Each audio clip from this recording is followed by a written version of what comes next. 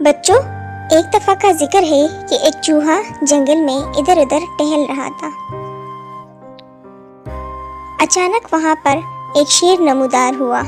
شیر نے چوہے کو دیکھا اور اس سے کہا کہ تم کتنے چھوٹے ہو، تم تو میرا ایک نوالا بھی نہیں، لیکن پھر بھی میں تمہیں کھا جاؤں گا۔ چوہے نے شیر سے کہا کہ مجھ پہ رحم کرو اور مجھے چھوڑ دو، کسی دن میں بھی تمہارے کام آؤں گا۔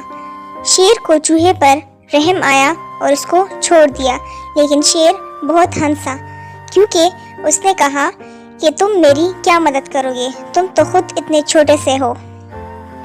ہا ہا ہا۔ کچھ دن گزرنے کے بعد اسی چوہے کا جنگل سے گزر ہوا تو اس نے دیکھا کہ اسی شیر کو کسی نے جال میں بند کر دیا ہے۔ چوہے نے اپنے نوکیلے دانتوں سے جال کو کاٹ دیا اور شیر کو آزاد کر لیا۔ شیر بہت زیادہ خوش ہوا اور شیر نے چوہے کا شکریہ ادا کیا۔ تو بچوں، اس سے ہم نے سیکھا کہ کبھی بھی کسی کو حقیر نہیں سمجھنا چاہیے۔